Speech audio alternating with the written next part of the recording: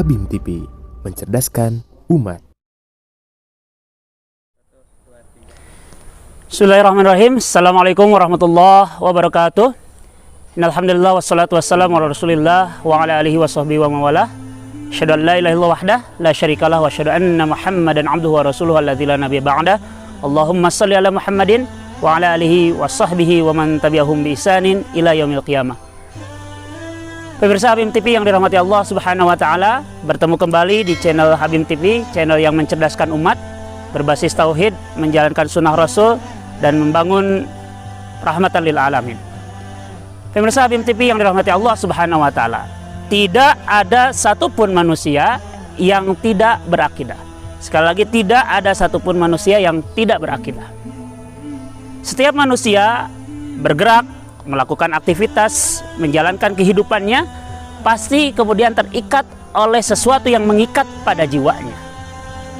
Dia melakukan sesuatu gerakan dengan badannya, dengan fisiknya, karena kemudian jiwanya terikat oleh sesuatu.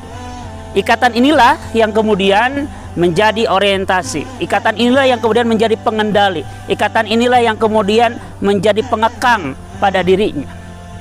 Dan jika kalau kita katakan ikatan ini dalam bahasa Arab, nah, ikatan ini kemudian disebut dengan akidah. Maka setiap manusia terikat oleh sesuatu dalam melakukan aktivitasnya, maka setiap manusia adalah orang-orang yang berakidah.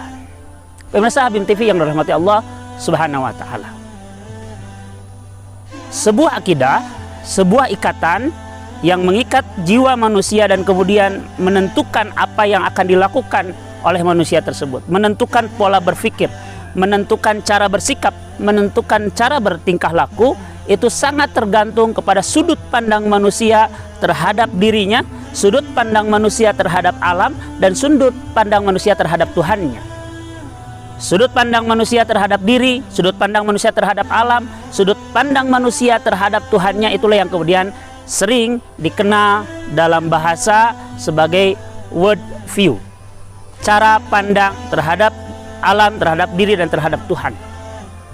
Dan jika dikategorisasikan dalam kehidupan manusia, maka worldview yang ada pada diri manusia itu hanyalah sebenarnya kalau dikategorikan ada dua, yakni cara pandang tauhid atau worldview tauhid dan cara pandang syirik, yaitu worldview syirik. Dimana cara pandang inilah yang kemudian melahirkan berbagai keyakinan yang mengikat jiwa manusia untuk melakukan tindakan, sikap, dan pola pikir tertentu. Pemirsa Habim TV yang dirahmati Allah Subhanahu wa taala, belum lama ini kita mendengar ada seorang tokoh terkenal sekali kemudian mengungkapkan sebuah ungkapan bahwa semua agama sama di hadapan Tuhan. Pernyataan ini tentunya didasari juga oleh sebuah cara pandang dia terhadap kehidupan ini, cara pandang dia terhadap Tuhan, cara pandang dia terhadap manusia dan terhadap alam semesta ini. Kemudian cara pandang ini melahirkan sebuah isme, sebuah ideologi yang kita kenal dengan pluralisme. Di mana dalam ideologi ini, dalam keyakinan ini, maka kemudian semua agama adalah sama di mata Tuhan. Walaupun mungkin tidak bisa dibuktikan oleh yang mengatakan ini, Tuhan yang mana yang pernah mengatakan bahwa semua agama sama. Karena tentunya di setiap agama ya menyatakan Tuhannya yang kemudian diwahyukan melalui kitabnya menyatakan bahwa agama yang dibawa oleh para nabinya itulah yang paling benar, sebagaimana Islam dan mungkin juga di agama-agama yang lain juga menyatakan seperti itu. Dan terbukti dalam sejarah ya, seorang Walid bin Mughirah, seorang pemimpin kalangan kaum Quraisy, kemudian menawarkan kepada Nabi Muhammad SAW, bukan menawarkan, menyatakan ayolah kita samakan agama kita sama, tidak. Walid bin Mughirah meyakini bahwa agama yang dibawa oleh Muhammad SAW, Nabi kita semuanya, dan apa yang dibawa oleh dia adalah agama yang berbeda. Sehingga yang ditawarkan oleh Walid bin Mughirah yang kemudian diabadikan oleh Allah Subhanahu wa taala, diabadikan dalam surah Al-Kafirun, adalah tawaran untuk beribadah sesuai dengan agamanya masing-masing secara bergantian. Allah berfirman dalam surah Al-Kafirun, a'udzubillahi minasyaitonirrajim, bismillahirrahmanirrahim, qul ya ayyuhal kafirun la a'budu ma ta'budun wala antum abiduna ma'abud wala ana abidum ma'abattum wala antum abiduna ma'abud lakum dinukum waliyad. Surat ini menjelaskan dengan demikian gamblang bahwa ketika tawaran Walid bin Mughirah kepada Rasulullah SAW untuk bergantian beribadah menurut agama masing-masing, artinya Walid bin Mughirah yakin bahwa agama dia dengan agama Muhammad berbeda, tidak disamakan. Tapi kemudian disebutkan oleh Allah Subhanahu Wa Taala, tidak mungkin engkau bisa beribadah sebagaimana yang aku ibadahi, aku sembah, dan tidak mungkin aku bisa menyembah sesuatu yang engkau sembah. Maka lakum dinukum waliyadi, bagiku agamaku dan bagimu agama. Agama kita berbeda, engkau punya agama dan aku juga punya agama. Tidak ada yang namanya Tuhan menyatakan semua agama sama. Dan ternyata paham ini ya, menurut Majelis Ulama Indonesia kemudian pernah mengeluarkan sebuah fatwa ya, paham ini ternyata bersatu dengan paham yang lainnya yang kemudian akhirnya Majelis Ulama menyebut dengan sebuah paham sepilis, mirip dengan nama sebuah penyakit karena memang ini menjangkiti umat Islam. Ada paham sekularisme, pluralisme, dan liberalisme. Tadi pluralisme sudah dijelaskan, paham yang meyakini bahwa semua agama sama. Yang kedua ada paham sekularisme, di mana dalam paham ini kemudian umat manusia diminta untuk memisahkan ya, agama dengan kehidupan. Agama adalah sesuatu yang bicara tentang hal yang privat, pribadi, tidak berbicara dengan kehidupan sosial. Ketika berkehidupan sosial maka kemudian manusia tidak boleh menggunakan agama, karena agama dipandang hanya sekedar sesuatu yang sifatnya privat saja. Dan kemudian paham ini digandrungi ya oleh banyak sekali manusia termasuk umat Islam, dan itulah yang kemudian menjadikan keruntuhan Turki Utsmani sebagai sebuah daulah yang mewadahi umat Islam seluruh dunia adalah dengan hadirnya penyakit paham sekularisme ini kepada Turki Utsmani saat itu kepada umat Islam secara menyeluruh seperti itu. Umat Islam kemudian mulai meninggalkan gelanggang-gelanggang kehidupan sosial, politik, budaya, ekonomi, pendidikan dan sebagainya. Karena bagi mereka berislam, beragama hanya cukup di masjid saja, hanya cukup di masjid majelis taklim saja, hanya cukup urusan pribadi saja. Urusan sosial, urusan politik, urusan ekonomi dan sebagainya tidak perlu menggunakan ajaran-ajaran agama mereka. Memang ajaran sekularisme ini muncul adalah sebagai bagian dari upaya untuk melawan dogma-dogma ya di agama lain, dalam hal ini agama Nasrani yang kemudian sudah mulai masuk kepada sebuah dogma-dogma yang sepertinya tidak bisa diterima oleh akal manusia. Tapi bagi umat Islam ini adalah justru sebuah penyakit besar, karena dengan meninggalkan Islam dalam seluruh aspek kehidupan maka kemudian justru itulah yang menyebabkan umat Islam tertinggal. Turki yang kemudian harapan Mustafa Kemal Atatürk dengan sekularismenya bisa menjadi negara yang maju, tetap saja menjadi negara tertinggal. Sementara kemudian ketika mulai kembali untuk ke kehidupan Islami, kehidupan Islam, kemudian justru mengalami kemajuan yang lebih jauh lebih baik dibandingkan dengan yang sebelumnya. Dan satu lagi yang setali tiga uang tadi dengan pluralisme dan sekularisme adalah liberalisme, di mana paham ini meyakini bahwa tidak ada kebenaran yang mutlak. Manusia adalah sentral dari kehidupan yang dengannya dia bebas menafsirkan segala sesuatu, termasuk bebas pula kemudian menafsir ulang dan mentera ulang ya wahyu-wahyu, ayat-ayat Allah Subhanahu wa Ta'ala sekalipun. Ya, mereka kemudian memiliki keyakinan bahwa tidak seluruh ayat Al-Quran, tidak seluruh ajaran Al-Quran, ajaran Islam, ajaran sunnah Rasulullah SAW relevan dengan kehidupan dia pada saat ini. Ada sesuatu yang bisa ditinggalkan, tidak perlu lagi digunakan. Dan kemudian ya, ajaran ini kemudian mengajarkan untuk mencoba menekankan kepada pemikiran manusia. Manusia punya kebebasan ya untuk berpikir, dan kemudian termasuk boleh ya menyatakan bahwa wahyu yang ditetapkan, yang diturunkan dalam Al-Quran dan sunnah Rasul adalah sesuatu yang tidak relevan lagi untuk kehidupan manusia. Dan ini kemudian berkembang di kalangan cendekiawan muslim, di kalangan anak-anak muda di kaum muslimin, yang kemudian akhirnya membuat mereka tidak lagi menjadi orang-orang yang berpegang teguh kepada ayat-ayat Al-Quran, kepada sunnah Rasulullah SAW sebagai warisan yang ditinggalkan oleh Rasulullah SAW. Dan kemudian ada satu lagi di luar sepilis, sekularisme, pluralisme, liberalisme.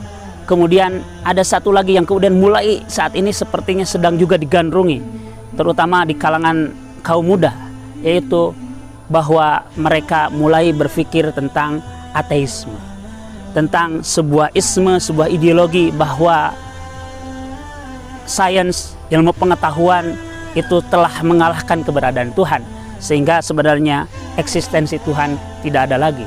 Bahkan kemudian eksistensi Allah tidak bisa lagi dinyatakan eksis. Mereka menyatakan bahwa misalkan dengan perkembangan zaman yang tidak ada satupun yang sifat-sifat ketuhanan yang tidak bisa dibuat oleh manusia, sehingga sepertinya Tuhan, konsep Tuhan hanyalah sebenarnya buatan manusia saja, seperti itu, sehingga kemudian bisa disingkirkan, bisa dihilangkan. Dan semua ini itu adalah isme-isme yang didasari oleh sebuah worldview, cara pandang syirik, cara pandang menyekutukan keesaan Allah Subhanahu wa Ta'ala. Yang cara pandang ini kemudian didasari oleh memisahkan segala sesuatu yang harusnya diintegralkan, disatukan dari eksistensi Allah Subhanahu wa Ta'ala, atau merupakan lawan dari cara pandang worldview tauhid. Tauhid mengajarkan kepada kita semuanya untuk hanya mengesahkan Allah Subhanahu wa Ta'ala dalam segala eksistensinya, dalam zatnya, dalam asmanya, dalam sifatnya, dalam af'alnya. Allah kita esahkan sebagai Rabb kita, sebagai Malik kita, sebagai ilah kita semuanya. Segala sesuatu yang berkaitan dengan Allah Subhanahu wa Ta'ala kita esahkan pada diri kita, termasuk dijalankan dalam seluruh hidup dan kehidupan kita semuanya. Sementara cara pandang syirik kemudian mencoba memisahkan itu semuanya. Mereka mencoba memisahkan eksistensi Allah Subhanahu wa Ta'ala secara takwin dengan tasyrik. Mereka terima Allah sebagai pencipta. Misalkan ketika mereka ditanya, "Wala in sa'altahu man khalaqas samawati wal ardh la yaquluna Allah." Ditanya siapa yang menciptakan langit dan bumi, mereka mengatakan Allah. Tapi kemudian mereka tidak mau kemudian dalam kehidupan tasri, kehidupan sehari-hari, mereka diatur oleh aturan Allah. Ketika mereka ditanya siapa yudabbirul amr, siapa yang mengatur segala urusan, mereka mengatakan Allah. Tapi dalam urusan kehidupannya mereka tidak mau diatur oleh aturan Allah. Kemudian cara pandang syirik ini didasari juga oleh mencoba memisahkan agama dalam kehidupan, yang disebut dengan dalam Al-Quran dalam surah Ar-Rum ayat 31 dan 32 sebagai farraqu dinahum. Allah firmankan, wala takunu minal musyrikin, dan janganlah kalian seperti menjadi sebagian orang-orang yang musyrik, minal ladzina farraqu dinahum, dari orang-orang yang mencoba memecah belah agamanya, wa kanu syi'an, dan mereka menjadi golongan-golongan, kullu hizbin bima ladaihim farihun, dan setiap golongan bangga dengan apa yang golongan mereka miliki. Umat Islam kemudian sekarang sudah mencoba memecah belahkan ajaran Islam. Islam kemudian hanya bisa dipilih di dalam kehidupan privat pribadi saja, tetapi tidak bisa digunakan dalam kehidupan sosial. Islam hanya bisa digunakan di masjid, di pengajian, tapi tidak bisa digunakan di pasar, tidak bisa digunakan di sekolah, tidak bisa digunakan di tempat-tempat publik yang lain. Mereka memisahkan agama Islam, dan itu Allah Subhanahu wa Ta'ala nyatakan minal musyrikin, dari bagian orang-orang musyrik. Maka pemirsa Habib TV yang dirahmati Allah Subhanahu wa Ta'ala, worldview syirik ini kemudian menjangkiti umat Islam yang mengaku dirinya muslim, yang mengaku dirinya mengesahkan Allah Subhanahu wa Ta'ala, menerima keesaan Allah Subhanahu wa Ta'ala secara takwin, tetapi pada dasar kenyataan kehidupannya mereka tidak mau diatur oleh aturan Allah Subhanahu wa Ta'ala. Mereka terima Allah sebagai pencipta, tetapi kemudian mereka tidak mau diatur oleh sang pencipta. Mereka menerima Allah sebagai zat pengatur, pemelihara alam semesta ini, tetapi mereka tidak mau diatur oleh syariat Allah Subhanahu wa Ta'ala. Mereka meyakini bahwa Allah Subhanahu wa Ta'ala adalah zat yang mendidik mereka, zat yang memberikan ilmu mereka, tapi mereka sombong dengan ilmu yang mereka miliki dan merasa bahwa dia sudah bisa menyaingi Allah Subhanahu wa Ta'ala, eksistensi Allah Subhanahu wa Ta'ala. Maka agar kita semuanya dijauhkan dari sifat-sifat orang yang syirik ini, maka marilah kita perkuat ketauhidan kita semua. Bagaimana agar kita kemudian bisa menjadi pribadi-pribadi yang bertauhid? Maka marilah kita kembali kepada fitrah kemanusiaan kita. Allah Subhanahu wa Ta'ala telah menciptakan kita semuanya sebagai sebuah penciptaan yang tetap, yang terus-menerus seperti itu, tidak ada perubahan sebagaimana disebutkan dalam ayat sebelumnya di dalam surat Ar-Rum. Kalau tadi ayat 31, di ayat 30-nya Allah Subhanahu wa taala sudah menyatakan, fa'aqim wajhaka lid-dini hanifa fitratallahi allati fataran nas 'alaiha la tabdila li khalqillah dzalika ad-dinul qayyim walakin aksarun nas la ya'lamun. Fa'aqim wajhaka, maka tegakkanlah diri kalian lid-dini, kepada din Allah, hanifa yang tegak lurus, fitratallah yang merupakan fitrah ciptaan Allah Subhanahu wa taala, alladzi fataran nas 'alaiha yang telah diciptakan kepada seluruh manusia, la tabdila li khalqillah, tidak ada perubahan. Dzalika ad-dinul qayyim, itulah din Allah yang tegak lurus. Tetapi banyak manusia yang tidak tahu bahwa dirinya membawa sebuah potensi yang telah ditetapkan oleh Allah Subhanahu wa taala berupa kecenderungan kepada ketauhidan kepada Allah Subhanahu wa taala, berupa kecenderungan kepada dinul Islam, berupa kecenderungan kepada kebenaran, kepada kebaikan. Manusia kemudian sombong dengan dirinya dan kemudian merasa dirinya bisa mengatur dirinya, padahal dia mengatur dirinya saja tidak bisa.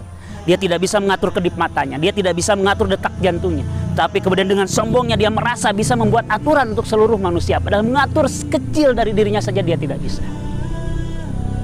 Maka kemudian kita bangun, ya, jadikan diri kita menjadi orang yang kembali kepada kesucian fitrah kita, menjadi orang-orang yang cenderung kepada ketauhidan sebagaimana Allah telah berikan kepada kita. Bagaimana caranya? Maka Allah, ya, bagian dari fitrah Allah, bagian dari penciptaan Allah kepada kita di awal mula, Allah berikan kepada kita potensi. Allah sebutkan dalam surah An-Nahl ayat 78, Allahu akhrajakum min butuni ummahatikum la ta'lamuna syai'a. Dan Allah yang mengeluarkan kalian dari perut ibu kalian dengan tidak mengetahui sesuatu. Wa ja'ala lakumus sam'a wal absar wal afidah. Kemudian Allah jadikan kalian memiliki pendengaran, memiliki penglihatan, memiliki hati. La'allakum tashkurun, supaya kalian menjadi orang-orang yang bersyukur. Siapa yang orang-orang yang bersyukur? Orang-orang yang menggunakan seluruh potensi yang telah Allah berikan itu untuk sesuatu yang dicintai dan diridhoi oleh Allah, untuk mengenal Allah Subhanahu wa taala, untuk bertauhid kepada Allah Subhanahu wa taala. Allah berikan itu semuanya kepada kita semuanya, sama setiap orang.